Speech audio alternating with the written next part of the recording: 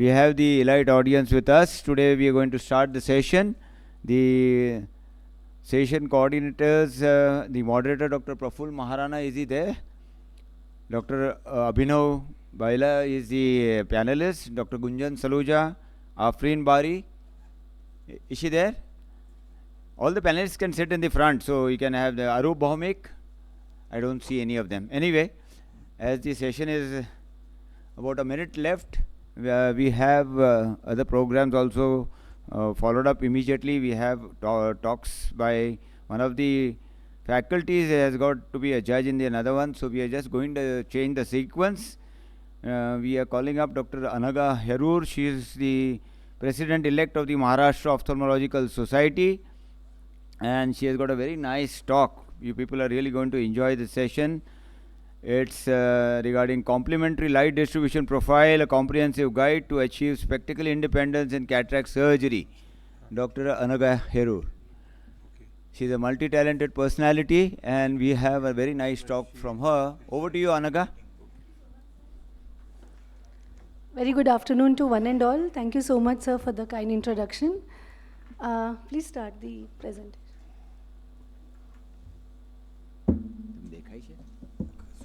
So I would be speaking to you on multifocal IOL. So all of us in our cataract practice are faced with the dilemma of choosing the best lens for our patient. Whenever we think of multifocal IOLs, we think of spectacle independence and how our patients are going to benefit from the decision that we make in order to give them spectacle independence. So for the last 27 years, I've been focusing on advanced technology cataract procedures, especially that on presbyopia management. And I think all of you would agree that the basic challenges in these patients are: one, patient selection; two, IOL selection; third is patient counseling, and precise biometry and surgery. So when you think of advising a patient for a multifocal IOL, what is most important is doing a perfect biometry on a virgin cornea before doing a dilatation or applanation so that you get the perfect readings. A good ocular surface assessment, including management of an MGD if it is present. A topography, especially in cases of astigmatism, so that you rule out any kind of irregular astigmatism. OCT macula to look at any macular degenerative changes. A pupillometry to look at the scotopic pupil size and angle alpha. So if the patient has an astigmatism, instead of thinking of what would be the threshold, what we usually do is just put in the K1, K2 on the online Barrett-Toric calculator, and then that decides for us whether the patient needs a low-powered toric or we go ahead with a non-toric. And in case the patient has astigmatism, you also discuss the other options of a toric multifocal or LRIs, and if there is a residual astigmatism, you can always do a laser correction as a secondary procedure. So we would like to today explain to you about Vivanex geometric trifocal IOL family. Now what it has is basically two lenses. One is the geometric and the second is the geometric plus. Now mind you, these two lenses are identical in their intermediate ad as well as the near ad. I repeat, the intermediate ad for both is 1.75 and the near ad is plus 3.5 diopters for both these lenses. So then what's different? This is what is different. So it is basically the light distribution for intermediate distance and near, which differentiates both these lenses. So if you look at the geometric plus, it has a 39.8% distribution for distance, and look at the near distribution, it's almost as high as 40%. So 38.6%, whereas in the geometric, it focuses more on the distance, and that is why it is a 50% distribution of light for distance, 21% for near.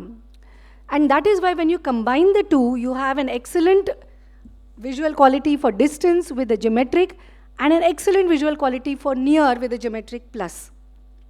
So when you combine the geometric with the geometric plus, you get excellent distance, excellent near, and a very good intermediate. Now this was the NINO study, which had almost 10 investigational sites, and they distributed at 2-3 groups. The first group was geometric in both the eyes, second group was geometric plus in both eyes, and then you had a geometric in one eye with a geometric plus in the other eye. 84% of these eyes showed a spherical equivalent of within plus or minus 0.5 diopters. But what is most important is this curve. You look at these three curves, the one in the red is what is most important, which combines geometric in one eye and the geometric plus in the other eye. So you can see that for distance, you have the maximum visual quality, as well as for the near, it has the tallest peak.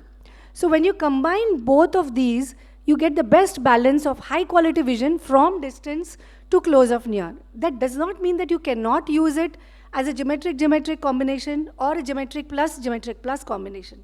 So if you use only geometric, you would definitely get excellent far vision for those who don't probably need near vision. So if you look at the subjective patient feedback, more than 90% never used glasses. I've been using this since almost 2023 with a lot of these being paired approaches. We've used more than 156 implants. And as with any other trifocal IOL, it's important to have a perfect capsulotomy and a perfect nucleotomy. This lens we have used always with the Vivinex platform. It's one of the best preloaded technologies with the textured haptics and the optic edge, and you can see how there are those central rings and the peripheral diffractive zone. These were the bilateral implants. Most of them were 6x6. Almost none of them needed glasses. The visual quality was excellent. Very few of them really complained about glare and halos, which is obviously a part of the diffractive technology. If you look at the visual performance at different distances... Anaga, you have 1 minute with you. Yeah. So almost 97 to 99% of them were satisfied. And if you look at spectacle independence, dysphotopsia, and patient happiness, this lens really excels in all of these three. So what you need to be is a matchmaker. Choose the functionally optimum IOL for your patient and combine their visual expectations with the lens that you are putting. And if your patient is unhappy, remember that these could be the various reasons why a patient could be unhappy, and you need to really address these situations. Counseling of these patients is important. Need to take a special consent and also explain to them about neuroadaptation, glare and halos. So we use this light meter, and you can see that 255 lux is what is the minimum light intensity required to read. This was a patient who actually was extremely happy, and she was able to read for distance, intermediate, as well as for near without glasses. So I would like to conclude by saying that we get excellent results, good visual outcomes, minimal dysphotopsia, and with the ease of implantation with the preloaded advantage, we have promising new technologies today that give us better visual outcomes and happy patients. Thank you so much for your kind attention. Fantastic. Thank you. Thank you. Just one question. If you had cataract only in one eye, patient had, which would you choose, the distance one first, the geometric one first? So for the first eye, I would always prefer a geometric, because the patient would get very good distance vision. And I would see how the patient does with that eye for reading.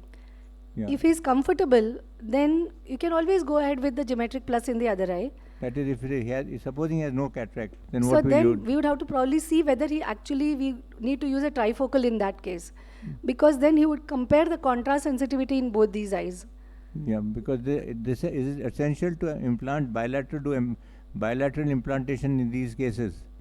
I would always prefer a bilateral implantation for all my patients. If there is no cataract in the other eye, probably I would go ahead with an enhanced monofocal in that eye. Do we look for the dominant eye in such cases when sir said that one eye there is no cataract and the other eye you have a cataract? With the dominant eye, do you It's do not a really distance necessary, correction, or it's especially not in these, necessary? not really necessary, but you can always go for geometric in the dominant eye and the geometric plus in the other eye. Okay. Thank you. And for those patients who are really aged and for whom, distance vision really doesn't so much matter and the reading is more important, for them we have even put geometric plus in both eyes. Yeah. And that also works well. That also. Dr. Because Annaga, even that. Dr. Annaga, one question. You said neuroadaptation. So what is the time period that you tell your patient that this much may be the time for neuroadaptation? So it depends on their age. For this combination? Yes. For any trifocal also that holds true. If it's a young patient who is motivated, he will take a lesser time to neuroadapt. And if you are also doing the other eye, immediately. If there's a big gap between the two eyes, then they'll never neuroadapt. So if it's an old patient who is really very finicky, they take a little longer. So you just see how their behavior is, and then you can tell them from a few weeks to a few months. If you tell them that nahi, within a week ho jayega, and then if they don't, then it's more difficult. So it's always better to under-promise and over-deliver. Thank you. Any Thank you questions so from the audience? Any questions from the audience? We can take one or two questions. Okay. Thank you so much. Otherwise, We have I'll the go one last thanks question. What's Anaga your for a wonderful presentation. Thank you, Yeah. sir. What's your threshold for putting a multifocal toric? Like, what's beyond what cylinder you like? to put? Exactly. I mentioned that in my talk. I don't have a threshold. No, even if it's a Prakhyat roop 0.5 na? or a 0.75 ATR, you just put it in the Barrett Toric online calculator. If it shows a T2, you put in a T2. I don't have a threshold, and I think probably that's the way to go. Otherwise, you would probably have more of residual astigmatism, which in a case of multifocal IOL would give them unhappy patient. Tell me, why do you prefer, you don't use a Hoya toric calculator for these lenses? So you can use that also, sir. Because they almost have seen that Yes, yes, they are absolutely. absolutely almost similar. So you Yeah. can No, use this I was just mentioning for any kind of any, IOL. okay, okay. Thank you. Thanks, Anaga. So Yeah, we unless- have the next talk coming up, Edgeless Diffractive Optics, Clinical and Optical Correlation by Dr. Prakhyat Roop. Very good afternoon to the chairpersons, Dr. Shroff sir, the moderators, the conveners, and all the audiences. I am Dr. Prakhyat Roop. I am going to be talking about the edgeless phase matching technology and its clinical and optical correlations. So whenever we are talking about presbyopia correcting IOLs, our top three concerns are the visual side effect profile, the range of vision that we will get, and the quality of distance vision. And the litmus test for all these things is when a patient has a clear lens in one eye and cataract in the other eye. Which lens is your go-to lens? So the answer for me is this lens, which I'm going to be speaking about, sir.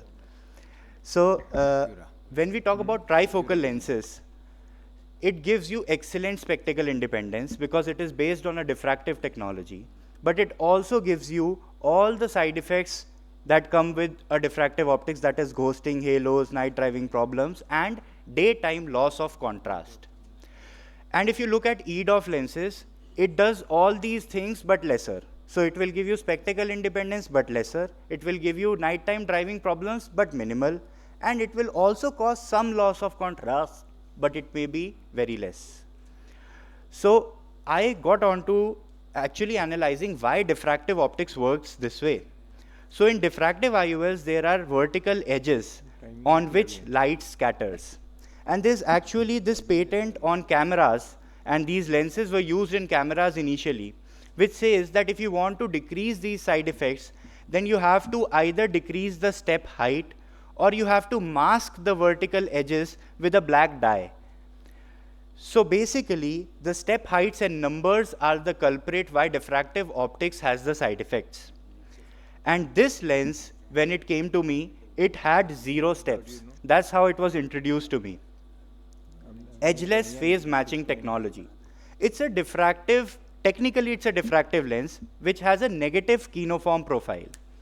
A negative kinoform profile basically means that if this is the base curve, and the conventional kinoform profile, that is the second one, is added to it, you will get a trifocal lens or a bifocal lens, just like we discussed just before in the talk. If you match the negative kinoform as well, then you will get a profile which has both negative and positive attached to each other, which gives you what is being called the Lmax profile in this lens. We've analyzed the data for this lens for 500 eyes, out of which 170, that is 340, were binocular. And you can see that in a conventional trifocal lens, you get these rings which reflect in your slit images, but in naturopanfocal lens, you do not get any such reflections, so you don't expect that the patient is seeing ring shadows or ghosting of images. We actually calculated and analyzed our data for visual acuity with naturo binocularly for distance, intermediate, and near. It remains better than 0.1, that is 6 by 7.5 or better. and for distance and intermediate, it is 6.6 or better. Now looking at a monoocular mean visual acuity, because that is something that tells you the performance of the lens as such. The corrected distance visual acuity mean for distance was 0, for intermediate was 0, and for near it was close to 0.1, which is better than N6. If we look at the presbyopia correcting range, that is the reading range, which is from 100 centimeter to 33 centimeters, we can see that it maintains a 6 by 6, that is N4.5, and as you approach closer to 33 centimeter, it comes close to 6 by 7.5, which is still better than N6. We did not have any starburst, waxy vision, photic phenomena, or adverse visual symptoms. Night driving comfort was excellent. And this basically we analyzed by taking a cohort of patients that had a trifocal in one eye and were having visual symptoms that were causing them not to undergo cataract surgery in the other eye. They were hesitant. So 12 of these patients we did. All of them had the problem of severe starbursts. Some had, 4 of them had severe halos, and 5 of them complained of ghosting. And we implanted naturopanfocal in the contralateral eye, and none of the visual symptoms occurred. Now, we've also done one eye monofocal aspheric and another eye naturo in 54 patients, clear lens exchange in 32 eyes of 16 patients, and like sir was talking about, one patient having an eye which is clear lens, young patient with good accommodation, and other eye as a post-traumatic PSC or a steroid-induced cataract or something like that. That is the litmus test, and this is my go-to lens there. Now, the reason it does so well is because it has this LMAX profile, which eliminates all these edges and utilizes the complete surface of the lens to useful focus. Prakhyat, you have 30 seconds more. Yes, sir. It also has what is called pupil independence, which was awarded at the ASCRS for its concept of distributing the light in such a way that you use the physiological pupil aperture to actually modulate the distribution of light between the different distance and near focuses.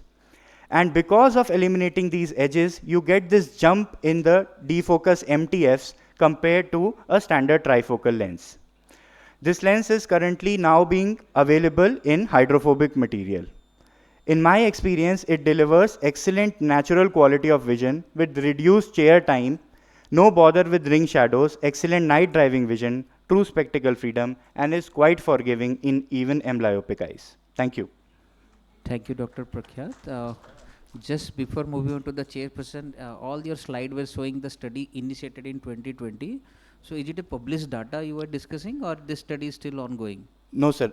My data is published. It's unpublished, but it's completed. The study was completed in, I think, 17 or 18 months. But then the data is with the company, and they are doing more studies. One study was done at RP Center, as you may be aware, and a few other sites. So they are collecting all that data, and then it will be a study that they will publish. Comments from our chairperson, co-chairperson? Sir, it was available in the hydrophilic material when we did the study. So now it is available in the hydrophobic and toric platforms. It is being launched at APAO. What is which company is this? Care Group. Care Group. Made in India, sir. They had some associations with Spain, University of Valencia in Spain, where they did the diffractive optics, and all these optics was designed, and it's being manufactured in the same facility as the other lenses, IPCL and all. Because it seems to be extremely promising lens, because with no glare, no halos, excellent near vision, excellent halos are always there, sir. Excellent distance vision. It promises to be ideal lens. a very, The very. study need to be published first. I don't know, because I have started my career in 1978, and I was very, very apprehensive about diffractive lenses, and therefore I don't know, I was very averse to it. So when refractive lenses came, and now that we say that types and types of new refractive lenses are coming up, and better refractive, and also they are correcting presbyopia quite well, up to N10, N14. So I'm very apprehensive about diffractive lenses not having any of these problems that So, sir, halos is one thing which is always there when there is a defocus. So, if we are distributing light into 2 foci or 3 foci, no, that is but not theoretically. When all your patients are happy, or all your patients, they are happy. that is the bottom line. Yes, If absolutely. all your patients have to complain of no glare, no halos, and you don't have to spend chair time. I don't have to spend chair time on a impress lens, for instance, or saying any of these pure C lenses. But there's no chair time to be spent because Yes. we know that there's going to be no problem. But any of the diffractive lenses, you have to caution the patient about halos and glares. You must try this, sir. Yeah, there's. And whether he's driving in United States or whether he's driving in India. Because nobody seems to follow any rules for dipping their lights. Okay. There is an Thank you. important announcement from the. I think let's move on with the next speaker, in the interest of time.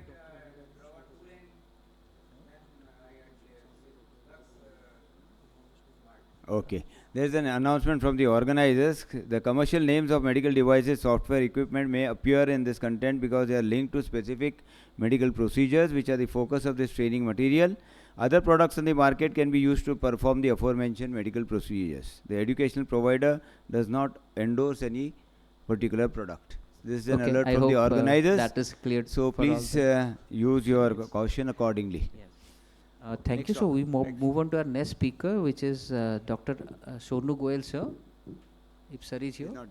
Yes, sir is currently director at Anand Eye Hospital and Postgraduate Institute at Jaipur, and an excellent cataract and refractive surgeon. You must have seen sir performing live surgeries.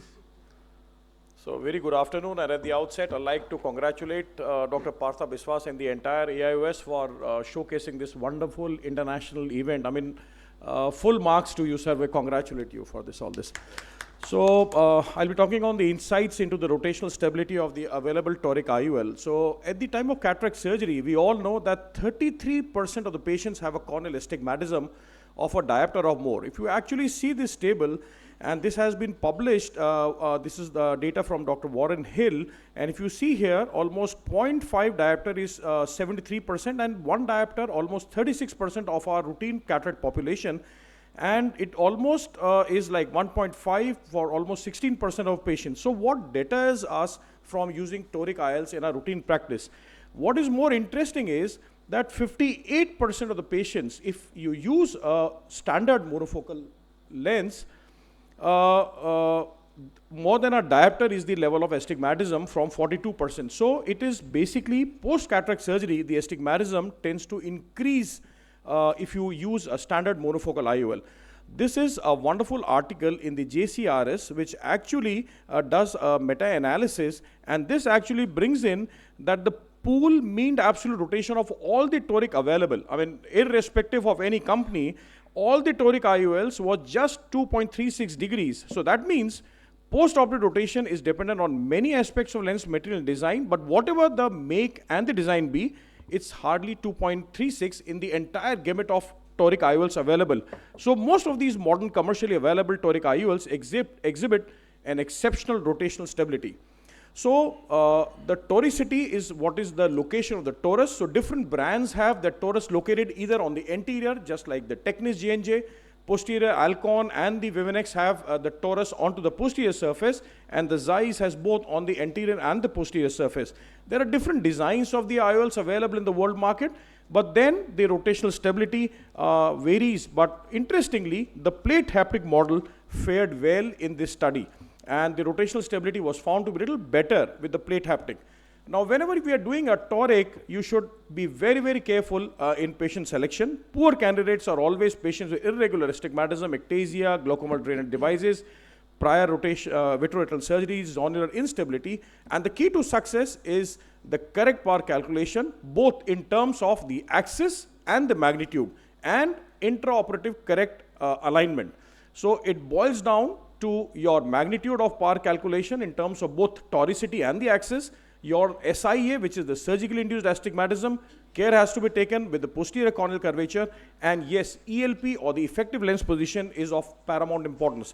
We all know what posterior corneal astigmatism, the anterior corneal surface, behaves like with the rule, with changes with the age. The posterior corneal surface remains stable. It is always against the rule.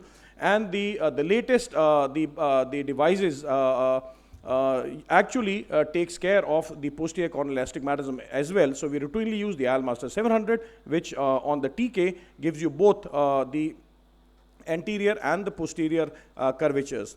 If you actually see the impact of the IOL rotation, so we have learned that 1 degree takes away 3%. So if with just minimal of 4%, the images could differ. This is what the actual clear image with the accurate position would be, and if there is no toric correction, this is what the image is. And this is how I routinely counsel my patient. When the patient is on my chair, I would always, whenever the counseling is required, do these images, and that actually helps me in converting most of my patients beyond 0.75, which is my baseline for toric correction.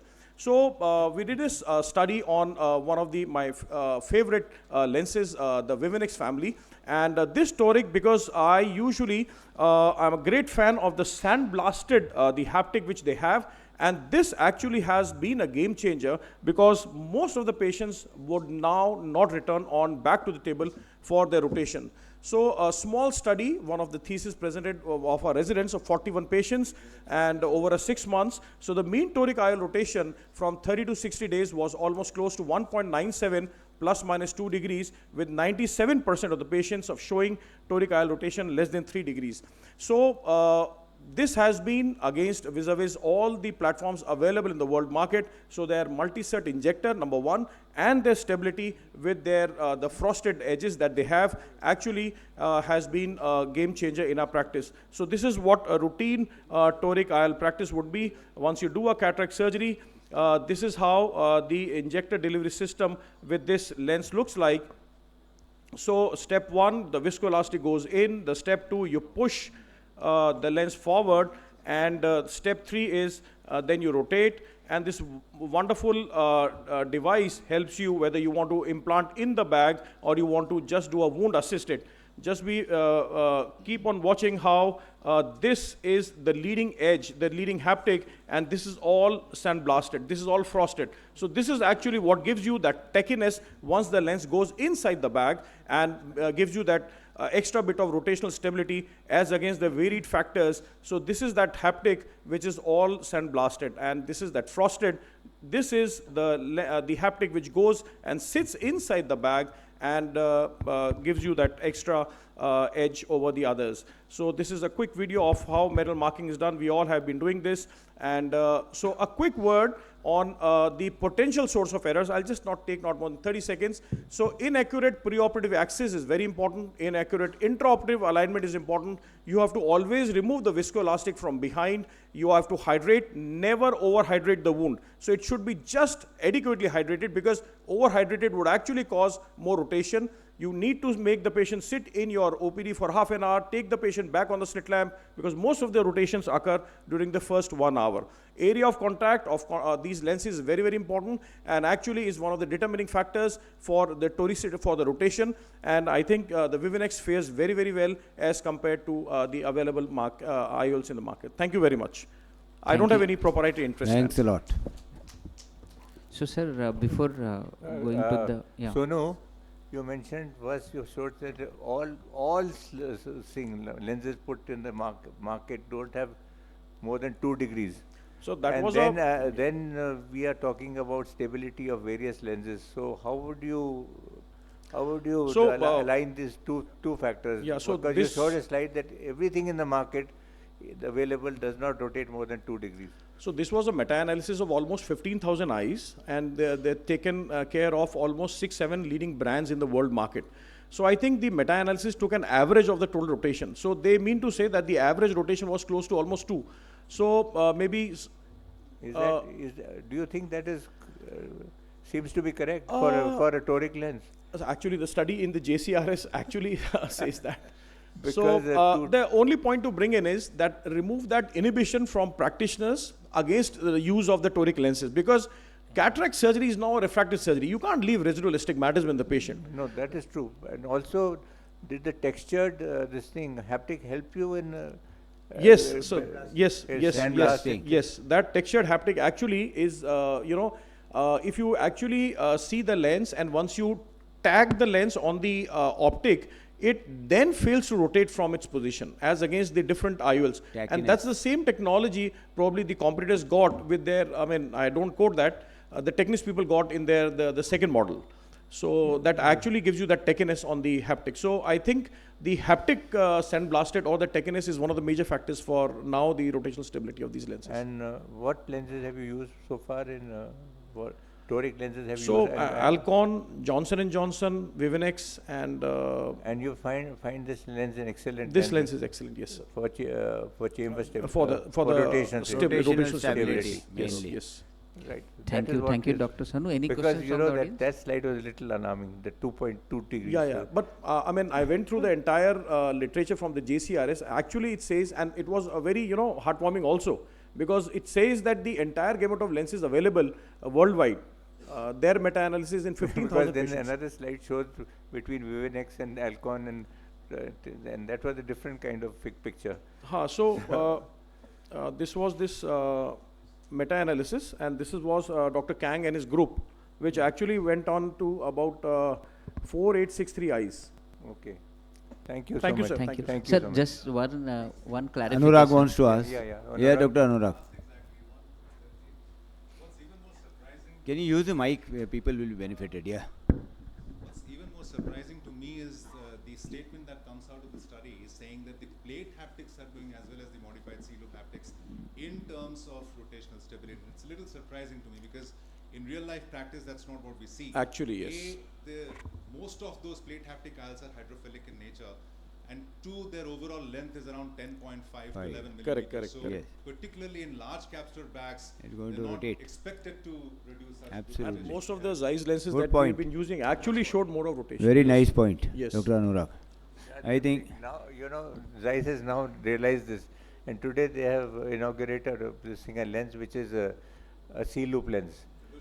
The Lucia, the toric Lucia. And So in fact, they also realized PCO rate is also much higher with that these. they lenses. also realized that they had to bring in something like this. yeah, yours is the please, sir. next So in talk. the meantime, sir, one clarification. You said overhydration lead to increased rotation. Is it overhydration or making the chamber more deeper? So overhydration means over distending the Yes. chamber. So because then actually it distends the bag, and then the IOL is free to rotate inside the bag. Thank you, sir. So next, I would like to invite Dr. Anurag Mishra, an excellent orator and director of Radha Raman Hospital and a live surgeon in almost all conferences. Welcome, sir. Thank you so much, Praful. Good afternoon, ladies and gentlemen. Greetings and regards from the land of Lord Jagannath.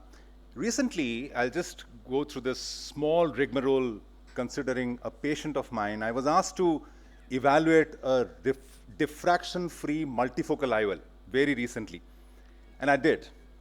Post-operatively, the patient was very happy. 6.6 N6 was the outcome.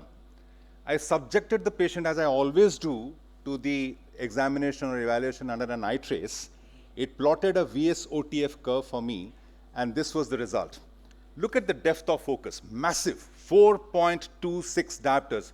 Obviously, the patient will have a 6.6 N6, but look at the peak of the curve. It stays at 0.1 logmar visual acuity.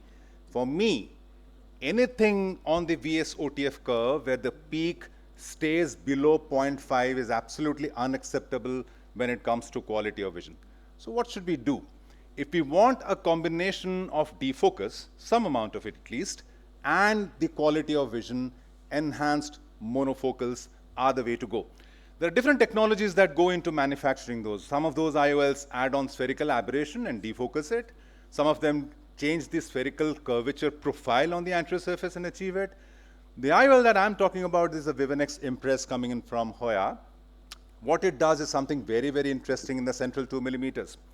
It employs what's known as free-form optics. Now, if you have an anterior surface which is flat or aspheric, and you play around on the surface geometry to your liking, it's known as free-form. There are two lenses in the market which do it.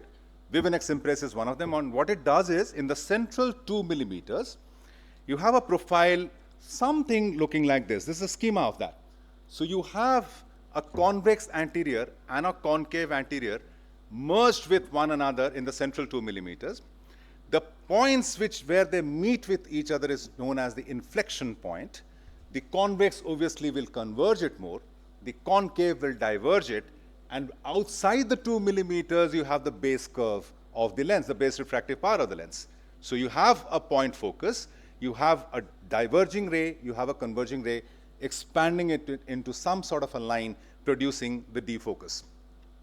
The defocus that is produced by this is an enhanced monofocal IOL, so it's obviously not going to be close to a trifocal, but the defocus that it provides is quite consistent, and that is what I need to see in my patients, consistent defocus, based on which I can pitch the product to my patient. I can tell them confidently that this is where you're going to land. You will need some assistance for your near vision though, but your intermediate is going to be helped if this lens goes into the practice, goes into your eye. This is something interesting. In terms of the pupil size, when you take in the mesopic pupil, where the light is less and the pupils dilated, the line improvement is not much. It's hardly 0.7. Having said that, in a mesopic condition, you actually don't need intermediate vision to come in. You need the distance vision to be dominant there. Vis-a-vis that, the photopic pupil, you have a significant line improvement by 1.2. In contrast to that, when a photopic pupil dilates, there are people whose preoperative pupil size is more, even under photopic conditions. There, you have a significant improvement. When the light is more, it produces defocus better. But under mesopic conditions, when the pupil is large, it does not give you the defocus because we don't need it. This is even more interesting, but this is something that almost all monofocal pluses have. The defocus is more in the myopic range. It gradually reduces when you go to the hypermetropic side of the eye. So accordingly, you should counsel your patients. If you have an axial length less, then the defocus will also be less. I'm not someone who speaks a lot with regards to published studies which come from the company's front. I basically base all my talks on my clinical experience. So let's look at one patient who is significantly young at age. All right? He came to me with this sort of a cataract. I didn't know for sure whether he had a history of trauma or not, but it was an intumescent cataract. I tried to salvage it. This patient wanted a trifocal to go in his eye, and didn't have. He was a corporate honcho, and he didn't have much of driving to do. So he wanted a trifocal, but this is what I had intraoperatively. I had extension of the rexis, and while I was trying to salvage it in one eye and give a cut and revive it, the whole capsule opened and I had a typical Argentinian flag. So obviously I carved out whatever remainder capsule I had in my hand and made it look like some sort of a rexis and a window to me so that I can do the rest of the procedure. Thankfully, the ergonomics of the incision was such that I could avoid the weakest portion of the capsule. This is what all of us would do in such a situation: minimal hydro, minimal rotation, and then start phacoing it. Taking care in every step that the stress should not be on the weakest point where it has extended onto the periphery. Keeping an eye on the fluttering flap, making sure that it was not extended and not gone beyond the equator. One by one, all the fragments removed. Now, this patient had opted for a trifocal. I changed my decision intraoperatively, obviously. This patient was not suitable for a trifocal anymore. I implanted a Vivinex Impress, made sure that, since this is not a toric, so made sure that the haptics remain under maximum capsular coverage, and then fashioned a flap from either end and tried to convert it into a rexis so that we have a circular opening which is aesthetically looking much better, and then from both sides it could be done, and the IOL was sitting nicely. Post-operatively, what came was interesting. Okay, this is the VS-OTF curve, and I have not changed the name of the patient in every slide of mine so that you will be sure that I have not doctored this. Okay, this was the VS-OTF curve. Comes out in every implant of Vivinex Impress. The peak lies well above 0.5, and the depth of focus is consistently above 0.9. So came with this patient. Fine. This is the MTF curve. Same patient, same name. Well above the critical 40% at 10 cycles per degree. Excellent contrast provided to the patient. Next came the DLI, the dysfunctional lens index. 10 on 10. Perfect. Same patient. Next came the central 1 millimeter scan. And as you can see here, I did not render the patient myopic, which a lot of monofocal pluses or enhanced monofocals advise you to do. Leave the patient slightly myopic so that a bit of defocus is added on. Not with Impress. Next came, this is actually the punchline, the encircled energy function. What does it indicate? It indicates how much of light that passes through the IOL is actually available to the retina. Sir, please conclude 99% quickly. as a total. You're out of time. 5 Please conclude. seconds. Yeah. 5 seconds, sir. And finally came the magic slide, same name again, magic slide of point spread function. Look at the focus, how sharply defined it is. I just showed you that the patient has a defocus of 1 diopters, which means that he would need a 1.5 addition for achieving N6 at near, but yet the point spread function shows you how clearly defined the image quality or how sharp the image quality is going to be in the fovea with the same name in the same patient. Nothing more to prove. My case is rested. Thank you so much for your attention. Thank you so much, sir. Fantastic. Yes. Yes, sir. Please. Dr. Mishra, I have used iTrace a lot and I have done MTF of different lenses. So can you use the mic, sir? You are using wrong instrument for analyzing diffractive lenses. This is not a diffractive lens. This is not, but what you have shown for the first lens that you showed, That's not a diffractive lens either. that is a diffractive lens. No, that's not. That is what? It's a lens which has come very recently to the market. They say that they have changed the refractive index of the IOL material. They have split the optic into 2 halves. One is for distance up above and one is for near down below. Leave that aside. What ray tracing is doing, it is a single ray goes, it comes back and it is analyzed for the deformation, right? So if you have a diffractive lens and you measure a eye trace for that, so none of the ray that would come back would be very well focused, because the impact of the diffraction comes after positive interference. And Agreed. in eye trace, you are not using positive interference. No, you don't have to use positive interference with the machine, sir. The Yes, positive sir. interference Just is... understand, sir. Please, please. No, no, I'm not disputing you. And well, because any diffractive lens would not give you good MTF on eye. I was actually extending what you're saying. I was supporting what you're saying. And I'm just going a step beyond. Yeah, you finish off. Just tell me, what is the maximum MTF that you have got in any best monofocal eye? 1. No. Which one? Clarion. No. Should I show you? Yeah. Should I can show you? Me. I have done lot of. Should I show you? The I have the figure with me, sir. The best I have got, is 0.85, and that has come with. The best I have got is shoots beyond 1. Sir, even the company doesn't say. Well, I don't know what the company says, sir. I'm showing you the debates slides. are If you're interested, essential, you give but- it 10 seconds to me, then I'll... Sir, I agree with you that the diffractive IOLs will never ever cause a 0.1 or a 1's VSOTF curve. Let's understand 2 things first. 1, the visual Strel optical transfer function curve does not take into account the MTF. It's a balance between the point spread function and the depth of focus. 2, I agree with you. None of the diffractive IOLs will produce a good MTF, but there is a limit. The limit is set at 0.5. That's the reason why I said 0.5. Anything below 0.5 is not acceptable to me. It might be to you, but it's not. I'm not using the wrong instrument. I'm using the right instrument, and I do have my differentiations where to look for and to not accept a product as producing good visual quality. I have my own standard set. Thanks, thank Dr. you Anurag. so I much, think sir. the discussion is going on. We are short of time. It's a very interesting discussion. Would definitely like to go further, but because the please other remember speakers that are also in disclaimer line. from the organizers. Thanks a lot, Dr. Anurag.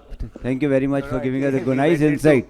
into the Excellent semantics talk, of- sir. Next, I would like to invite Dr. Nicola Z. Ghazi from Cleveland Clinic, Abu Dhabi. And sir is going to speak on a unique technique of SFIOL. Sir is here. Let's have the next speaker. Next, we'd like to invite back Dr. Sonu Goyal for his second talk, if he is in the room.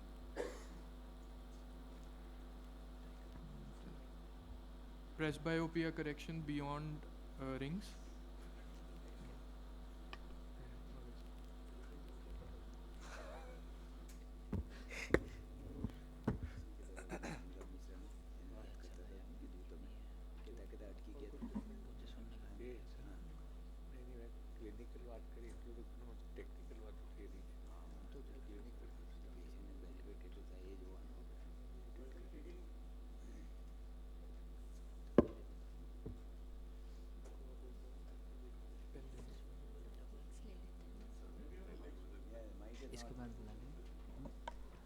Please see the mic is working for the Hello, speaker, hello. please. So I think very nice talk by Dr.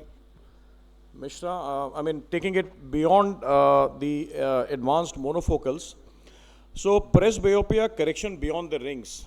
We all know that, and we all are actually suffering with this nuance, the presbyopia. Now the goal is to have a full presbyopia correction. Actually, the first talk, what actually spoke of the lens, which has no glare halos and gives you vision at all the three, is what is actually the need of the industry and the need of the hour with high quality vision. So we all know the IOL treatment options available in market, the multifocals, trifocals, and the EDOFs. Now there are two aspects to the presbyopia correction. One is the quantity. So quantity means the spectacle independence, the improved near vision, and the second is the quality. So negligible photic phenomena with a very good contrast. Vis-a-vis the trifocals, there is a little amount of glare, there can be halos, starburst, ghost images, and the decreased contrast, which actually we are all as practitioners very apprehensive giving these to those type A or critic patients this kind of support. So when I have these trifocal patients sitting on my chair, I would always ask them, I mean, they would come with their complaints and they would always draw. And this is the type of picture they would draw. So I actually differentiate between what a halo is and what a glare is. This is what they would draw whenever they say this is a classical halo. This is what is a starburst when they draw it in the form of a star. This is against an alternate halo, and this is what they would draw, and you call it as a glare. And this is what actually makes us apprehensive in patients who are keen in driving, who are lawyers by profession, who are actually very critic or a type A personality. So then comes in the role of what is the EDOFs, but actually does EDOF give you a true spectacle independence, or there is still a gap in the near vision, though there is no dysphotopsia, and these lenses are very quick in giving you that kind of a neuro adaptation. So there are certain unmet needs in the refractive cataract surgery when you talk of quality and the quantity. Now the concept of EDOF is very clear. You are basically adding some amount of spherical aberration only in the central part of the pupil, increasing the depth of focus to overcome that presbyopia without actually leading to the poor night vision. But yes, none of these EDOF lenses actually qualify into that perfect EDOF lenses. A lot of studies published, literature collected, actually demonstrates a good range of vision, good distance, good intermediate, and an average kind of a near performance. But when you have a patient with bilateral implants, the patient actually fares well. But what is more important is a very good contrast and a good dysphotopsia profile with most of these EDOF lenses. Various studies comparing a lot of lenses, but we came up with our own the Minivel lenses. This is one good slide that I had actually look in. Whenever you have a small amount of refractive error, whether you err on the hyperopic side or a myopic side, most of these lenses, you see the profile. So if you have a multifocal, even a small amount of myopia or a hyperopia could lead the patient to this kind of a dysphotopsia. As against, you have these monofocal IOLs which are quite balancing, and the advanced monofocal IOLs which are quite forgiving. And to a certain extent, the EDOF lenses are also forgiving for small amount of refractive errors on either sides. Now, choosing the lenses actually needs a quick workup, and we all know that the workup we have all been doing, but what is actually important in my experience is a series of 96 implants of Minivel that we did, 29 bilateral, and most of these patients were very happy. Bilateral patients are very happy for distance, intermediate and near, no dysphotopsia, and good contrast. And only 2 of the patients which actually came up with a very early phimosis in the first 15 days was very surprising. And one of the patients usually had a photoptic myopic shift. That means the patient came up with a typical complaint of fall in vision whenever the patient was driving during the daytime. So Pupil, I again reiterate, is a very, very important factor wherever you are trying to choose your premium IOLs. So pupil size mesopic more than 2.75 is actually mandatory. So whenever you are actually counseling or taking these patients on these segments, or whether you are choosing a trifocal or a EDOF, you actually have to give a small chair time on looking onto the pupil dimensions. Anything less than 2.75 is actually wrong. So we went back and saw the pupil size. The patient had a pupil of almost 2 millimeters, and that is what was disabling. So we did a lens exchange, but most of the patients actually fared well. I'm just sorry, I think the slide got stuck. So this is the whole concept of the Minivel.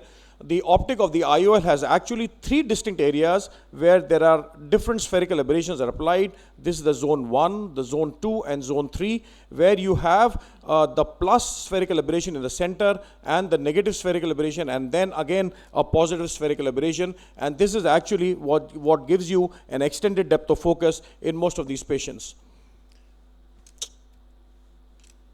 So as compared to the trifocals, there are no glare, no halos. It gives you a good contrast, and there is definitely better night vision. And as actually Anurag said, the light transmission in most of these patients is almost close to monofocal. So if you see here, this is what actually translates into night vision, and this is with most of the trifocals and the EDOFs available. So this is how the depth of focus and the night vision would actually look into. So this is the defocus curve with the Minivel. If you see here, I'll just take a minute here. So this fares equally almost as like a trifocal, but yes, onto the near vision there is a slight fall. A quick combination, what they suggest is a combination of Minivel and a Minivel Proxa, where they have a spherical aberration distribution in the opposite side. The number of zones actually increase in the Proxa model, and which is usually can be taken in the non-dominant eye, and a combination of the 2 lenses would actually gives extended depth of focus, which is something like this on the far distance and intermediate. So this is a combination of something like a mix and match of Minivel and Minivel Proxa. The Proxa goes on to the non-dominant eye, and this actually gives you a better near vision in the non-dominant. So combination of the 2 actually transforms into crisp distance, intermediate and near, with a good contrast and a good quality in good light quality in all lighting conditions. Negligible incidence of dysphotopsia in our study was observed, and thank you very much. Thanks a lot, Dr. Sonu Goyal. Excellent talks, both of them. Very nice. Any questions from the audience? We can take one or two. Yes. One that Dr. Mishra, yeah. So, I think one is talking about the spherical aberrations in the center, then the negative spherical aberrations, and then again the positive. So there are basically 3 zones. So with most of the advanced monofocal IOLs, I think it's a uniform blend of the change in the spherical aberration right from the center to the periphery.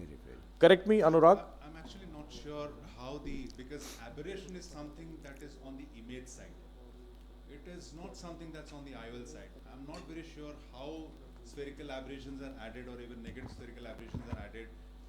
Instead of flattening the surface, what do they do with the center so that the aberration profile is added on? But what sir is saying is basically right.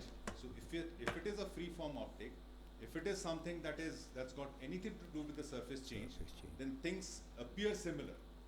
But I don't know how the aberration, but it is true that the aberration is on the image side, not on the IOL side. So what do they do on the IOL side to produce that aberration on the image side is something. So on that Vivity platform, we see that slight bump on. That's a wavefront reshaping thing. Reshaping, so yeah. Completely different from just adding on aberration on the image side. That doesn't add any aberration. It focuses and then it stretches the wavefront so that it becomes a line. That's a completely different technology. But most of these EDOFs would play in and around the spherical aberrations. The interesting thing is, since we are in any of these IOLs, if we take, the central ring is what is the central zone. Though we don't call it a bullseye, but there is a central zone which is pivotal to the IOLs function. So I don't believe any of these IOLs is free from decentration. They are sensitive to decentration. If you do not have Yes, the yes, yes. angles Karam. within the permissible limits, you can't implant these IOLs and expect to get optimal results. So they are not universal IOLs, none of them. So that's what I said, So that no. you cannot consider them to be equivalent to a monofocal, and you can do in all the patients. Fantastic discussion going on, but we are short of time. At the end of the session, if you have time, definitely we'll discuss this point. Thanks, sir. Thanks a lot, both of you. We have a change, a reschedule in this. We have the incoming president, Dr. Partha Bishwas, who's going to speak now. My experience with new generation presbyopic correcting IOLs, 8 minutes for you, sir. And he has got to go to another session. That's why this reschedule. Thank you, sir. For this, and thank you very much for giving me a change in the order. Now, whenever we are approached for a new type of IOL, this is the best, this is better than the rest, and everything else. The important fact that we have to think back is, am I going to change? Is there a need for a change? And is it better for my patient for a change? And that is the time when we need to evaluate, or we need to see what the literature says, even the literature that goes on with the lens or any other particular device that is used. So it is for any new trifocal lens coming into the market, which professes that things are better for the patient. Because let us remember, our demands of the patient is very high. The correction of presbyopic IOLs are going from one aspect to the other, one level to the other, and the demands and the requirements of patient's lifestyle is indeed changing. So there is a need, because we need to evolve, we need to become better. And spectacle independence is what everyone is looking for at a cataract, after a cataract surgery. So we have this whole spectrum of IOLs, the routine IOLs and the premium IOLs. We should not be calling them premium IOLs, but advanced IOLs maybe is a better name for it. And when we talk about the advanced IOLs, the advanced designed IOLs, then it is important to remember that the torics, the EDOFs and the trifocal IOLs are giving a big advantage to our patients. Now let us look at this new intraocular lens that has just come into the Indian market just about 10 days ago. And before I implanted this IOL, and they said that you're going to be the first one to implant this IOL, sir, you sneezed at that. Yes, I also nearly sneezed. I would have loved to have other people have implanted at least 3 months down the line. What does it look? What do your patients say? Is it better? Do they have glare, etc., etc.? But they said that do implant because, and then I implanted. Why this first time is because they have a preloaded platform, which is definitely an advantage, and the incision size is 2.2, and that is something that's important.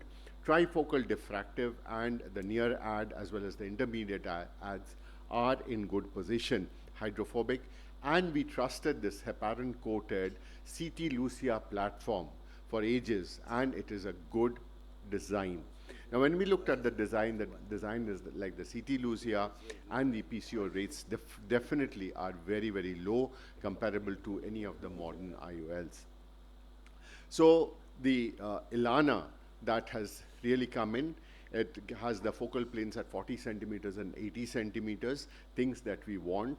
And then when we came to looking at the light distribution, so the light distribution for the far, near, and intermediate, in fact, for the near, it is a little more, 35%, I think, it is, than the other intraocular lenses, the other trifocal intraocular lenses, which are just about 25. So with the Ilana, this becomes an advantage if a patient is desirous of a reading vision improvement and focus towards the reading vision. They said that it is the SMP technology. So what is SMP? I wanted to know. And the SMP is that it has a smoothness profile which creates a very ideal surface of the design, and for that can be manufactured very precisely, and the uncontrolled scatter of light is minimized. I would not say it's not there, but it is minimized. So also the other benefits come in. It is glistening free material, which is a very important aspect, the limit of positive dysphotopsia, the square edge design, and the C-loop design, which we were actually used to with all the trifocal lenses. So the delivery system is something that we have been using. Of course, if you have used the CT Lucia, it's a little stiff. It goes in a little stiffly, but it definitely can go in with a hydro implantation. You don't need to put viscoelastic. It goes in very well. You just have to position your cartridge extremely well and not lose grip of the contact between the tissue and the cartridge. So this was a patient, 56-year-old lady. She's an executive. She said that I want to go to Switzerland in 15 days' time. Can you do both my eyes, and can I go to Switzerland, and I want to see the Alps, and I love to read, so I would love to stay in my hotel room, see the Alps, and read without glasses. So a very high expectation from this patient. We told her that these are the things that we have looked into, and this is the IOL of choice that we are going to do. And she underwent the intraocular lens.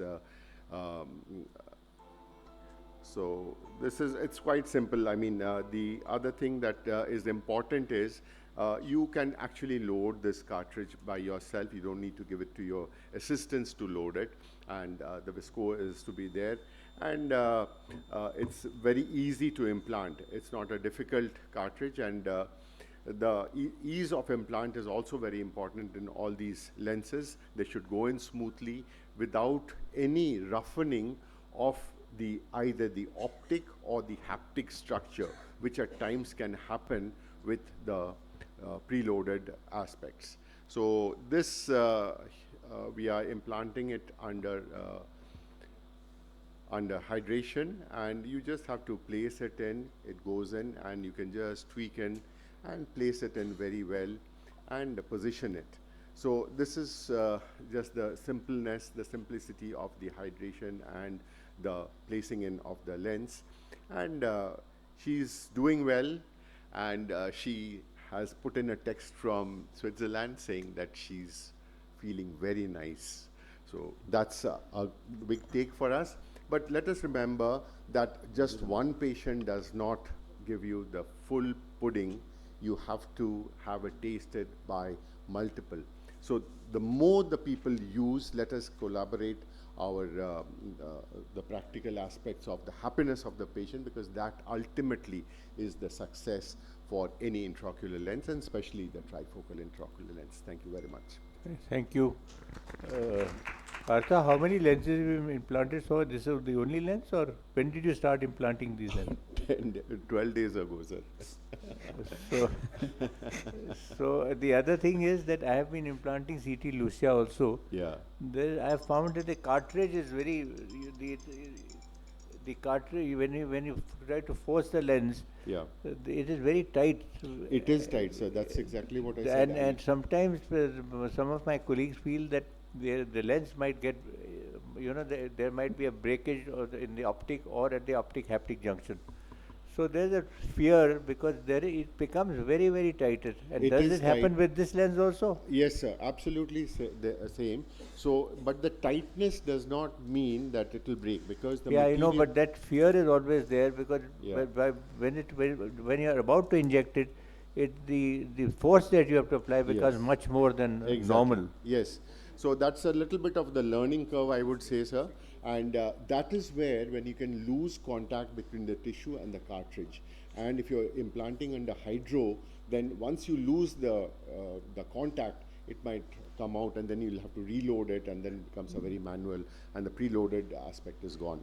So CT Lucia, it's the same platform, sir. Preloaded means this lens was loaded, and you just had to add the viscoelastic. Yeah, just the visco, clip the flanges, and then just push, sir. Like the like the Lucia. Yes, yes, yes. That Yeah, is again another. that's one of the negative points of CT Lucia. Why does Zeiss have all female names given to its IOLs? Yeah, Lucia, Lala, and yeah. Is it this is a hydrophobic lens, isn't it? I think all these thoughts come from our friend here. Anurag. Thank you, sir. Dr. Gunjan, please invite our next speaker. So, thank you, sir, for the wonderful talk. I think we will require long-term studies and larger follow-ups for the lens. Mike, please. So, I will now invite our next speaker, Dr. Indu Pandey, who is an excellent cataract surgeon from Jabalpur, the central part of our country.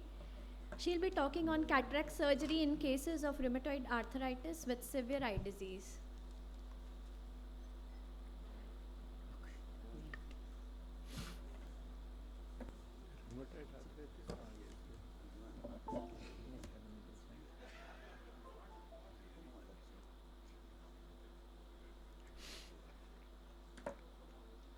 I'm not from Jabalpur. I'm currently in Mumbai.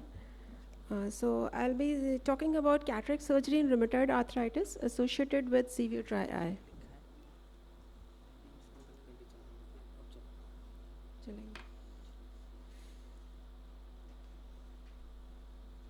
Slide is not there. Slide is not there. Slide is not moving. AVT. Enter button. Just guide ma'am.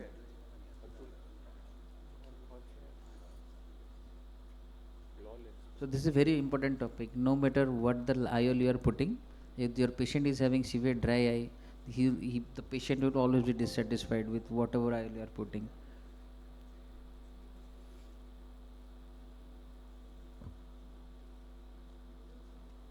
By the time the presentation is loaded, any questions on the audience you can ask. We have the speakers here, the faculty here. Dr. Atul Kadar. Anurag, can I ask you a question? We digressed from the main point of whether the lens you're talking about was the Impress. That is what you're talking about, no? So why did all this diffractive conversation come into this? What was this gentleman actually wanting to know? He thought the initial VSOT of curve that I showed, he thought that it has come from a diffractive IOL, wherein the peak of the curve will always be less, and he's right about that. Yeah, but this was not a diffractive IOL. This was not a diffractive IOL. I It's a so very think new lens which has come in. I know. So why was all this? Instead of talking about the benefits of the lens and what is the reading this thing and what's the reading distance that you can. By the time. the PPT is ready, sir. Let's move on. Okay. I should go ahead. Very good afternoon to everyone. So I'll be presenting my topic on cataract surgery in rheumatoid arthritis and severe dry eye. Rheumatoid arthritis is an autoimmune disease that classically presents with symmetrical polyarthritis with diverse extra-articular manifestations. Though it is primarily a rheumatologist's domain, yet the ophthalmologist's role comes when these patients present with ocular manifestations, which include dry eye disease, episcleritis, scleritis, PUK, and rarely choroiditis and vasculitis. Coexisting dry eye in RA becomes significant even more when these patients present for visual blurring associated with cataract. So according to a recent meta-analysis, dry eye disease is the most common ocular manifestation of RA, with an estimated prevalence of 16%. The spectrum of ocular surface disease due to KCS in RA ranges from mild to significant keratopathy, with varying degrees of ocular surface scarring and ocular surface inflammation. There is primarily lacrimal gland dysfunction, along with meibomian gland dysfunction and severe goblet cell deficiency. Adding to this, surgical trauma itself can initiate a progressive immunological response. So it is of prime importance that the surgeon is aware about the risk of post-op exacerbation of dry eye disease, heightened inflammatory response, and subsequent sterile corneal melt and perforation. Hence, the treatment of RA and ocular surface disease should be optimized prior to any ocular surgery. Perioperative stepping up of immunomodulatory therapy should be considered in such patients. So there are many challenges when we take up these patients for cataract surgery. There is reduced accuracy of the measurements, There is blurred vision, which is erroneously attributed to cataract at times. There is poor media clarity, post-operative exacerbation of underlying immunoetiology, and there is poor healing response and suboptimal outcomes. Hence, a preoperative evaluation becomes essential, which includes examination of the eyelids and adnexa through the tear film and cornea and conjunctiva also. Keeping in view the Delphi panel recommendations and the TFOS DUCE 2 reports, which includes triaging questions to identify systemic diseases, ASCRS has put forth an algorithmic approach to either rule in or rule out ocular surface diseases prior to planning of cataract surgery. So if OSD is detected, we need to further assess if it is visually significant. If it is not visually significant, as seen with normal cornea and topography and no surface staining, we can proceed with routine cataract surgery. However, in the case of visually significant ocular surface disease, keratopathy, there is irregular astigmatism and fluctuating vision, surgery may be planned only after optimization of the ocular surface. So, whenever the patient comes for the first visit, he may be handed over a questionnaire, first as indicated by ASCRS, followed by non-invasive measurements. It is preferred to obtain biometry prior to any invasive test in an undilated pupillary state. Scan should be repeated till minimal variation is reached. Following this, the assessment of dry eye disease for tear volume, tear film stability, and ocular surface integrity is essential. So in a routine clinical setting, we can do Schirmer's test, tear film breakup time, and ocular surface staining. Then clinical examination is done using the LLPP technique. Then we come to immediate preoperative and intraoperative measures. So phacoemulsification is the preferred technique for most cataract surgeries due to its minimally invasive nature and of course faster visual recovery. And the use of drops preoperatively has to be minimized as they are known to cause blepharitis and ocular surface inflammation. We should restrict our use of povidone iodine to 1 drop only, and we should avoid the use of preoperative non-steroidal anti-inflammatory drugs. We should always see that we are doing clear corneal incisions, and we should avoid touching the conjunctiva. And all the steps should be taken towards minimizing the surgical time. Then comes the retroillumination, which acts as a great tool for good visualization, as well as it reduces the microscope-associated phototoxicity. And there are surgeons who also avoid using forceps. Instead, we can use a Q-tip or a Vexel. Then at the end of surgery, we can put a BCL or coat with the remaining OVT. Effective post-operative care involves carefully managing the ocular surface to promote healing. Frequent use of preservative-free artificial tears, anti-inflammatory drops, punctal plugs, or immunosuppression is what does this thing. So close monitoring of ocular surface is essential to ensure smooth recovery.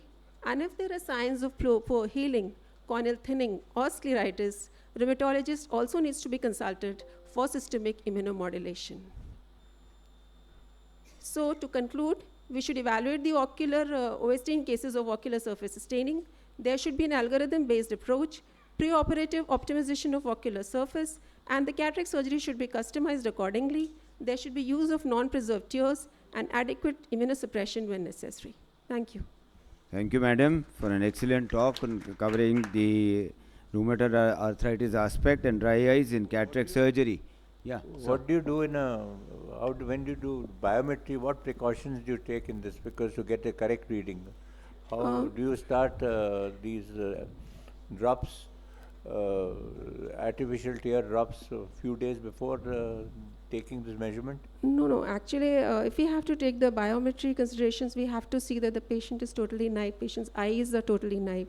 He's not been administered anything. Then we have to see how the surface is actually. If the surface is, say, if we are getting the topography-based things, if we are getting variations, and if we are getting the Myers are distorted, then what we can do is that we can start the patient accordingly on the treatments. And when we get it smooth, then only we can go ahead with the biometry.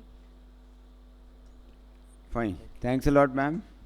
We have the next talk now coming from Dr. Atul Kadhane, he's the past secretary of the Maharashtra Ophthalmological Society, and he's going to enlighten us about iris claw IOL tips and tricks. Over to you, Atul. Thank you, sir. Yeah. This side or this side? In this session of new IOLs, my IOL is quite old, 30 years and all. But maybe some of the tips and tricks, you may find it in the newer perspective. This?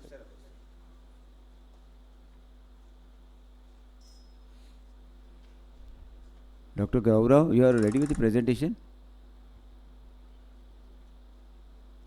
So when you know, as you know that aphakia, when it happens as a surgical complication or it may have been traumatic, the options we have depends on whether you have a capsular support. If it is there, the best is 3-piece. Otherwise, we have all these ACs, SFIs, gluids. But instead of this, you have other options if you have a proper iris support, and that is the topic that I'm going to speak on, that is retrofixated iris claw IOL. Now, why I prefer it?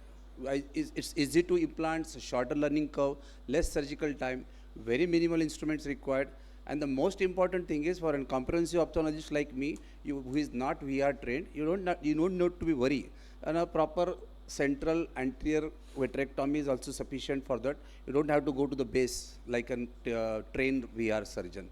So another way is all those scleral fixated IOLs, whether it's glued or with sutures, or if you use to CMT flex, there is chances of serious post-operative complications like suprachoroidal hemorrhages, or maybe something deal with. As you are in the more time you are in the anterior in the eye, the more chances of you are landing in a trouble.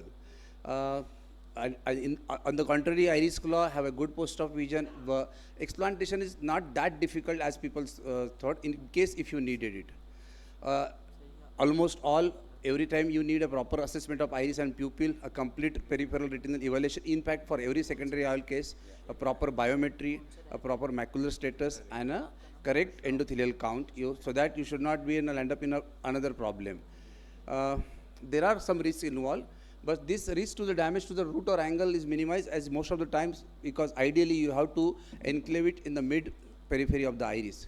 So chances of pupil distortion is only there if you enclave it at the margin, or if you enclave it with the force.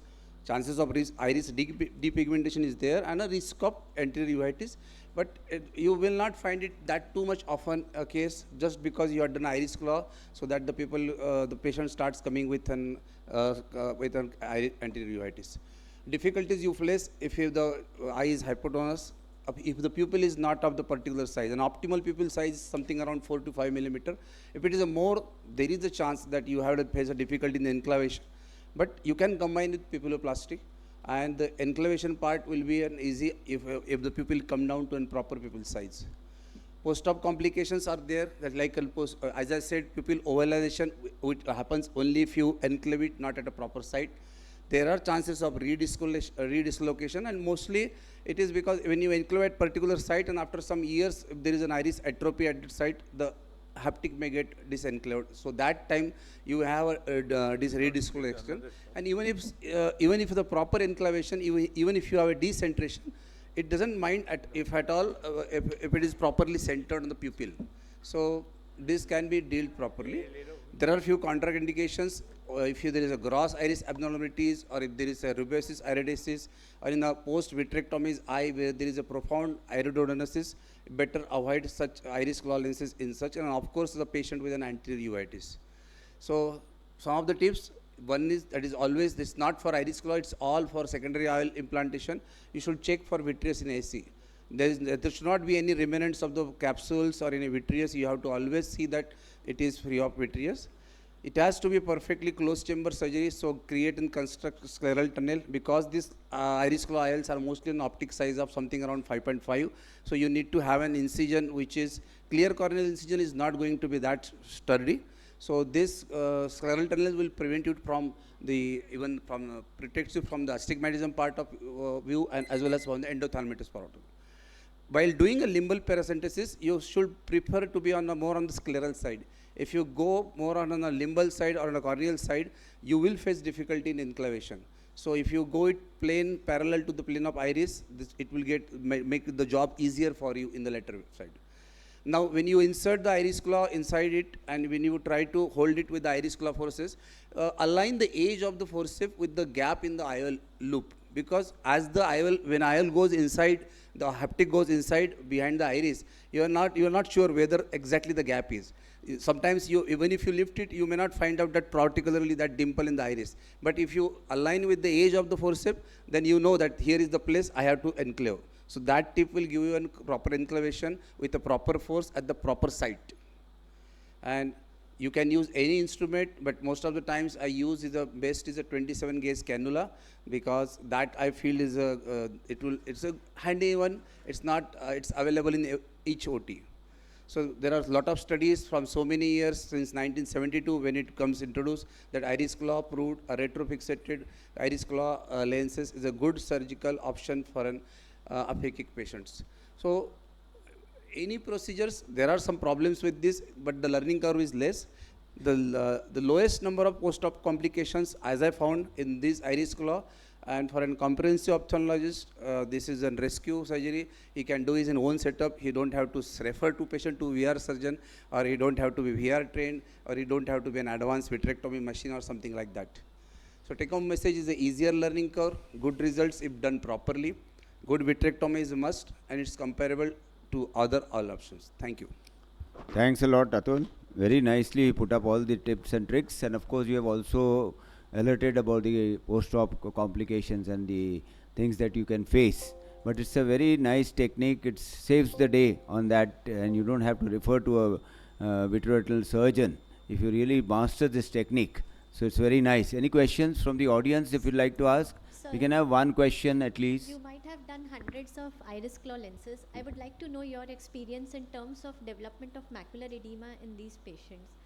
Approximately how many percentage of patients develop macular edema? You do get definitely. But what I find is in those patients where the vitrectomy part was not proper, some cases referred from outside after doing iris claw, and in those cases I found that the chances of macular edema was more. But still, in even clear-cut cases, but a patient is a case of uveitis in the past, something like that. If you ask those cases also, but not that much as have been told to us that there are so many. I don't feel that it's there are no many cases. Do you think decentration plays a very major role in visual disability after this IOL? Or in other words, Unless have you had... until it is covered with the pupil, maybe you have a little bit of cylinder in your discuss specs, this, but besides that, it doesn't matter, even if it's slightly decentered. But if the pupil is not, if the pupil is covered properly, then you don't have to do anything for that. At least I don't do anything. Thanks, Atul. Thank you very much. The discussion is very nice and informative. We have the next talk by a star faculty. First, we'll have Dr. Gaurav Luthra here. He is a real star faculty. You must have heard him, see him doing live surgery. So he is going to enlighten us about the multi-cert IOL delivery system, adding our efficiency both. Over to you, Dr. Gaurav.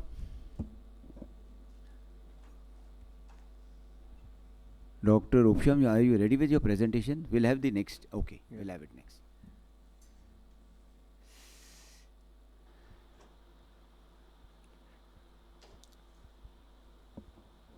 It's a wonderful session which is going on. We have learned lots of tips and tricks. Rather than each and every item, by the time Sir loads the presentation, we can have some few tips from our star, Dr. Noshishrov sir, regarding the whole session. No, the whole session has been going off very well because we have found that we have learnt a lot, especially from the new IOLs that have come, especially from Dr. Partha Biswas, who introduced the new IOL to us, which was introduced a few days ago. Also, we have learnt a lot about the Hoya lenses and all the types of lenses that they have, and their various applications at various times. And now we have Gaurav to enlighten us about multi-cert injection, which is, I think, about the Hoya injector. Yes. Over to you, Gaurav. Thank you. Very good evening to everyone. So I have no financial interest, and I'll just start by showing you a small clip here, which will give you an idea of why I'm giving this talk. Now, this is how we many times are obviously injecting our lenses. Most of us would be doing that.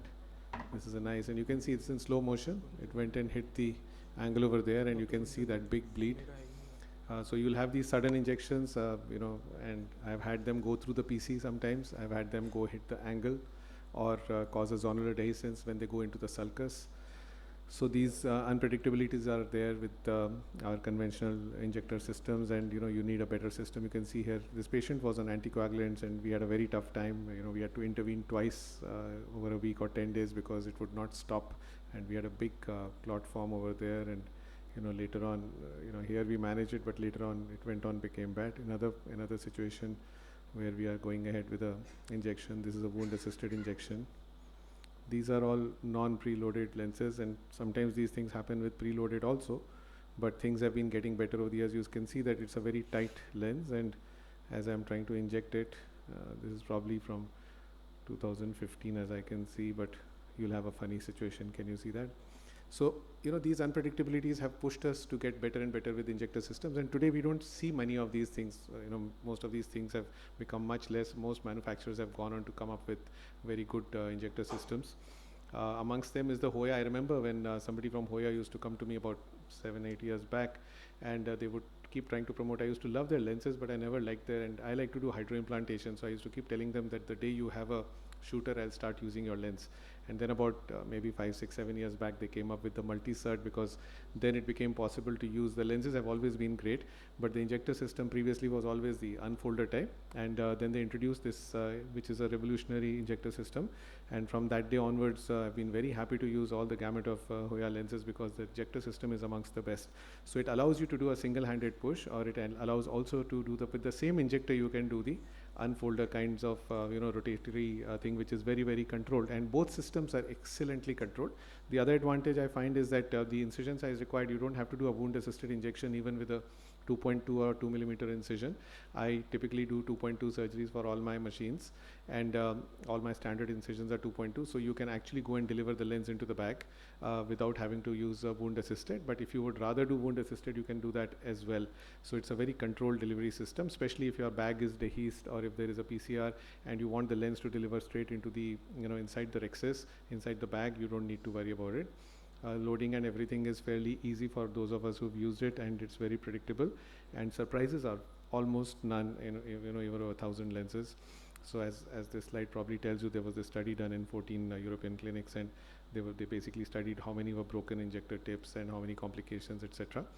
Now I'll take you to some of my videos which might give you an example. This was an aborted phaco. Somebody had started doing surgery on a hard brown cataract and had aborted the surgery and referred it to us, and we did not know about the status of the rexis. There was also this fear of a subluxated bag, and we had to deal with this situation 3 days or 4 days after the surgery. You can see here that I'm trying to make sense of what is the situation. I'm trying to figure out if the rexis is intact and how bad is the zonular dehiscence, because the referring surgeon said that suddenly they realized that the bag was not stable and they did not have access to capsular hooks.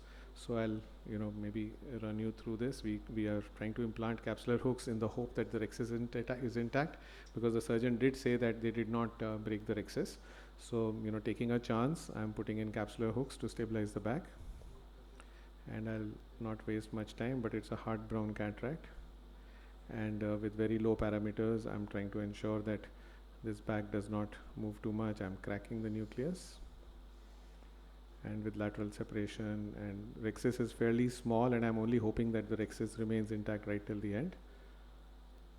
So far so good, and small pieces being created there, and then eventually manage to, the pupil starts coming down. There is a little bit of an iris prolapse happening. So it all happens obviously because these are such challenging surgeries, and even with very low IOP that I'm working with, you can see that these pieces are very hard and big, and repeated viscoelastic insertion there with using viscoat. Now I've reached a situation where the bag is collapsing, so I'm going to introduce the CTR, because once the bag starts collapsing, then the CTR will ensure that even in spite of the capsular hooks, you will have a bag which is more stable, and you can see suddenly things look better with the CTR inside.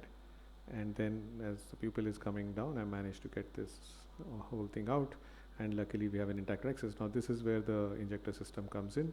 Now you have a bag which is not very stable, and you want to ensure that there are least manipulations when you are injecting the lens. So you go in with a It's a 2.2 incision. You can see that my cartridge tip is very nicely there.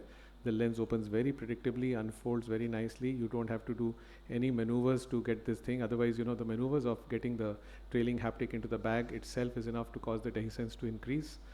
So I find that, in all my situations where the bag is suspect, where there is some zonal laxity, I tend to use, and you can see here that it's nicely sitting there.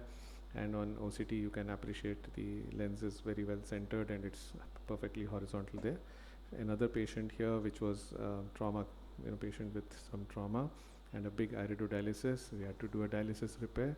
So first I'm going to just get this stained and put the cap iris hooks there. The surgery itself is not very remarkable. Let me take you straight to the IOL injection. This patient also had a dehiscence of the zonules and the bag was not stable, so we are going to put in a CTR and then go with the IOL injection over there. This is the CTR being put, and young patient, and of course later on an iridodialysis repair, but here I'm enlarging the rhexis so that my IOL goes in more straight, in a more smooth way. So, and then the IOL injection, I'm distending the bag with viscoelastic over there. I'm sorry, but so this is again my favorite injector system in such situations, that you can have a proper insertion straight into the bag. You can see that even with a small rhexis, you are getting a perfect control. The bag does not, the IOL does not open unpredictably. It doesn't get stuck. The haptics don't stick to each other. So you have a very, very straightforward controlled injection and nicely sitting in the bag there. I'll just finish with the last case.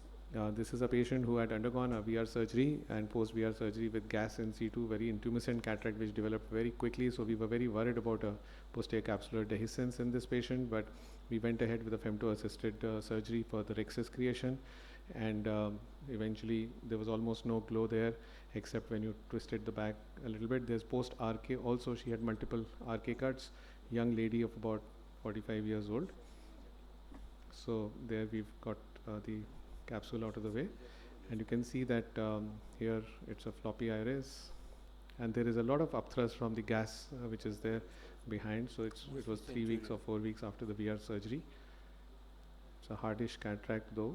So yellowish. Could we've got one more person. Okay, so I'm finishing in 1 second now. So the cataract comes out. I'll just take you to the lens injection. There's a lot of upthrust there. I'm sorry about that, sir.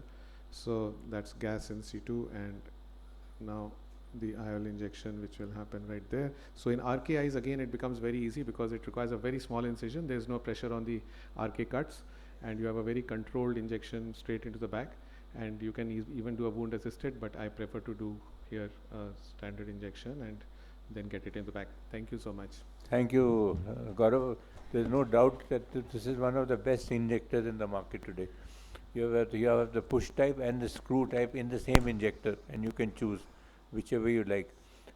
I think Gaurav likes the push type, basically, and not the screw type. And because he does hydroimplantation, so he needs the other hand to irrigate and maintain the anterior chamber.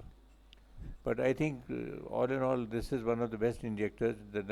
Hardly ever do you have an optic-haptic junction crack, or you have an optic crack, or if the lens hardly ever flips.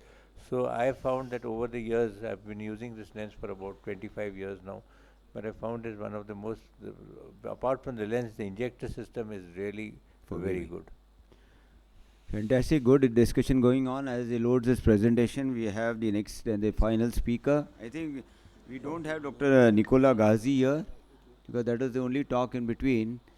So we have the last talk of today, Visual Outcomes with New Generation Enhanced Monovision IOLs by Dr. Upsham Goel. Over to you, Dr. Upsham, sir. Thank you, sir. Yeah. It's a pleasure meeting everyone and lovely hearing Gaurav's talk.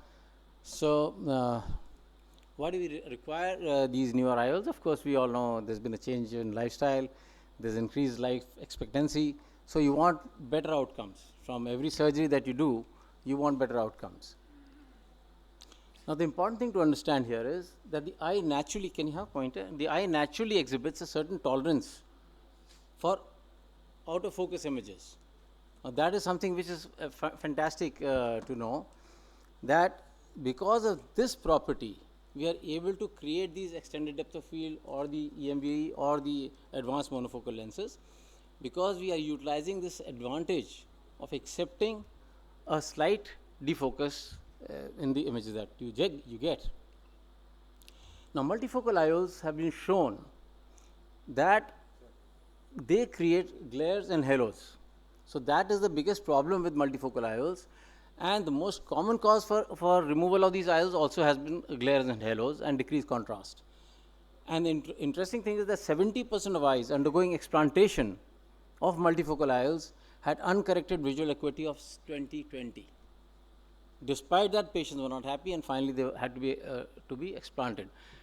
And all of us, I think, in this hall who have implanted IOLs would agree that there are hardly any patients who are unhappy with their monofocal IOLs, despite not having the depth of field and all. So they have the limitations. Sab dikhta nahi, paas ka nahi dikh raha, dur you can see from distance, but you can't see from near, or vice versa. But they are not dissatisfied to the extent that they want a removal of the IOL. So because of this ring problem, the EDOF IOLs were created. They work on the basis of creating a defocus curve here. So you get a little, using that advantage of the neuroadaptation of slight defocus. That's how they work. And the advanced monofocal or the enhanced monovision IOLs also are based on the same principle of getting a larger defocus area. So we decided to compare, because companies would obviously sell us the most expensive lens that they have. But so we decided to really check whether these lenses are they as good as they claim to be. So we created this thing, we created these contrast charts and glare charts, and how it was done was that we presented a 6/19 size Snellen test type to the patient, and only three optotypes were used. The room is evenly illuminated at 4 lux, and the display monitor is the only source of illumination, and it is measured at 10 lux at 30 centimeters. And then in the separate chart, it is 25 lux at 30 centimeters, and then we switch on lights to compare with what you normally see with driving situation. So you have 875 lux at 30 centimeters. So I just want to show you, this is the way we made the contrast charts. As you would see, this slide, this is 50% gray on 100% black. So that's how it is, and then we reduce it, that's 30%, and you keep on reducing it on a logarithmic scale. So this is typically among the last of the letters that the patient is able to read in those circumstances where you have the room lights adjusted and the brightness of the screen adjusted. So this is your contrast chart. Then this is a glare chart number 1, where we have a central black area surrounded by a white area, and the patient is sitting at 3 meters distance and assessing the vision. And in the last situation, we switch on these light sources here, and so they give you 875 lux light, and which falls directly into the patient eye, and then we see how much are they able to see. Now, what did we find with all this thing? The beautiful thing we found was that, number 1, we were also measuring the pupil size to see how the IOL performance matched that with pupil. We all know that if a pupil size is about 2.5 millimeters, you do not use a multifocal lens. You do not have any advantage of using a multifocal lens. A monofocal lens will perform as good as multifocal or maybe even better, because there is no pupillary change. Unlike one of the doctors was insisting that pupil size is important, and we fully agree with that. So with the group 1, the Oro patients, what we found was that near vision, so we did a distance vision correction, the best corrected visual acuity, which is here, 6/6. Can I have a pointer, please? Pointer hai bhai? So it's not working. It's not working here.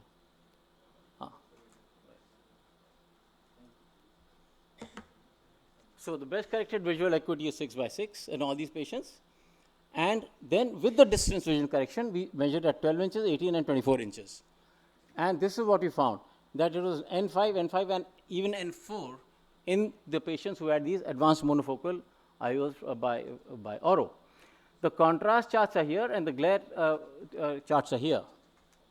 And now when we compare it with the monofocal IOLs, this was the reading here, and these are the readings here.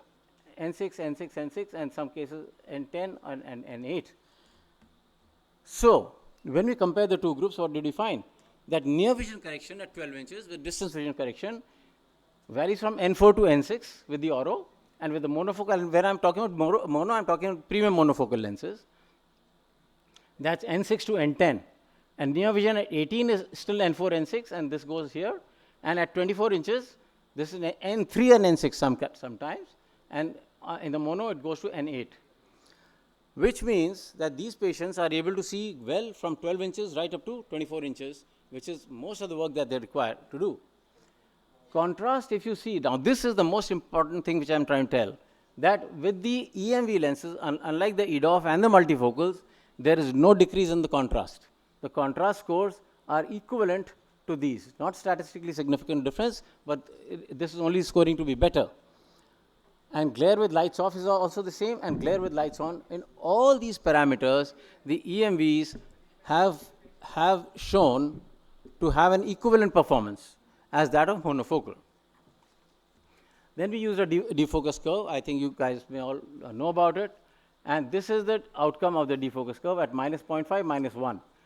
And even to minus 1.5, you have log mar 0.2. So this is the performance of the EMV. And when you compare with this on a monofocal, you can see that with a minus 1.5, it goes to log 0.3.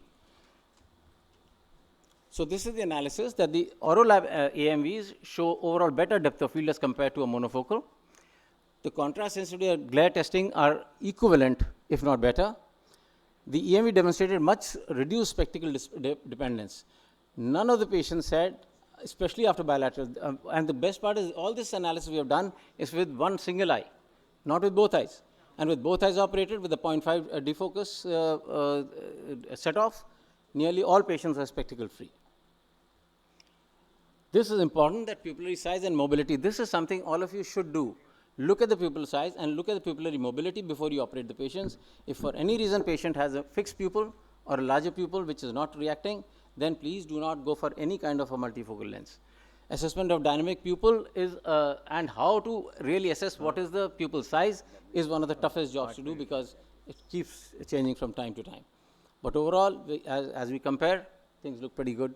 And today, even the ESRS agrees that EMV IOLs will become the standard of care for future. Thank you, gentlemen. Thanks a lot, Dr. Upsham. Excellent session, a 90-minute session. We had all the potpourri pouring in with excellent speakers. I would like to thank the Dr. Lalit Verma and the organizing committee for giving us a chance to chair the sessions. On behalf of the chairperson, Dr. Naushir Shroff, myself, Dr. Taswala, Sujata ma'am, Dr. Abhinav Baila and Dr. Afreen Bari. A big thank you to all of them. And we have the next session coming up. Thank you very much for bearing with us, sir. A little delay from our side. Thanks a lot.